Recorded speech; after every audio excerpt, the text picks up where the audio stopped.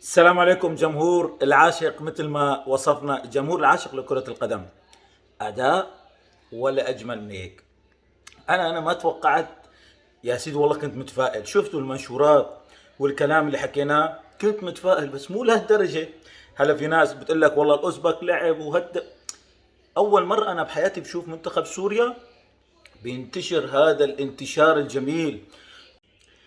قبل ما أفوت بالتفاصيل، شوفوا تقييم المنتخب الأوزبكي وشوفوا تقييم المنتخب السوري.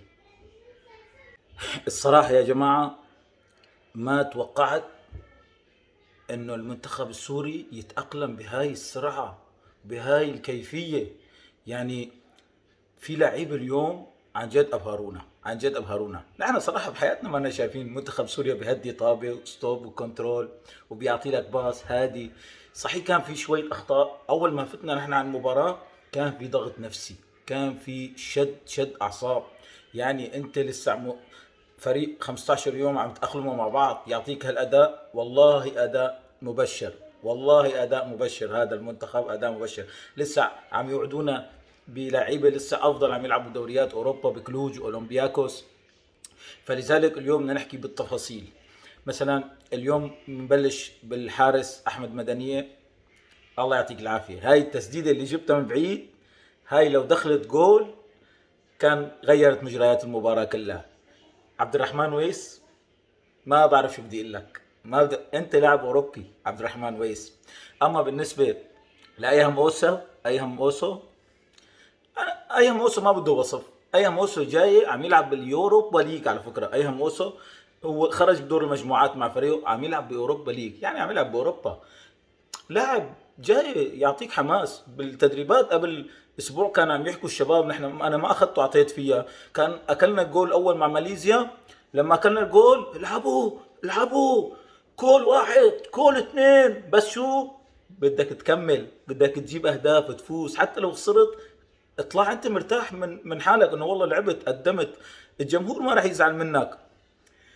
سائر كروما ممتاز اليوم، ممتاز سائر كروما.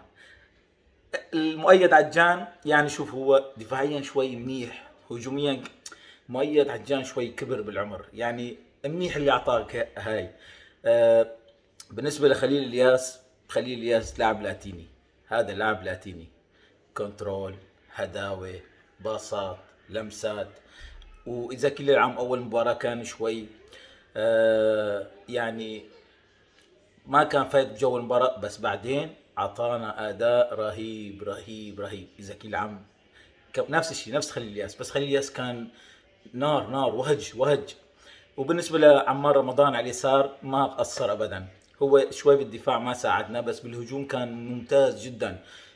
ابراهيم يسار لاعب ترفع له القبعه، هذا لاعب بيلعب لك بروح بروح. ابراهيم يسار اليوم اكثر واحد تعب، دفاع وسط هجوم، ما خلى شيء ما عمله ابراهيم يسار.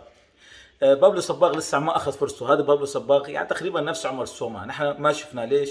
لانه نحن بنلعب مع مباراه اوزبكستان مضغوطين، ومدربنا هيكتور كوبر حاطط لك خطه دفاعيه 4-4-2، عم يحاول يامن يجيب نتيجه تعادل وجابها ما شاء الله عليه.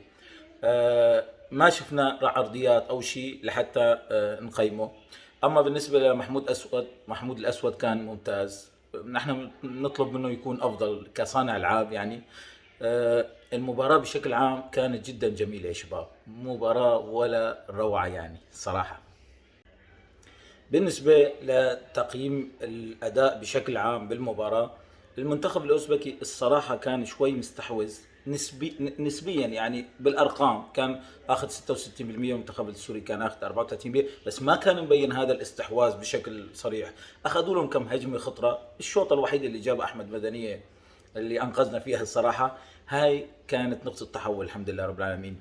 ولكن الاستحواذ الأوزبكي يعني ما كان هذا الشيء مؤثر. حتى نحن كنا يعني هدف ابراهيم يسار كان فرحه لا توصف، كانه نحن راح حتى راح صوتي. بنشوف هون التقييم المنتخب الاوزبكي. يعني شوف ما كان عندهم تقييم غير المدافعين، يعني المدافعين هم اللي كان عندهم تقييم.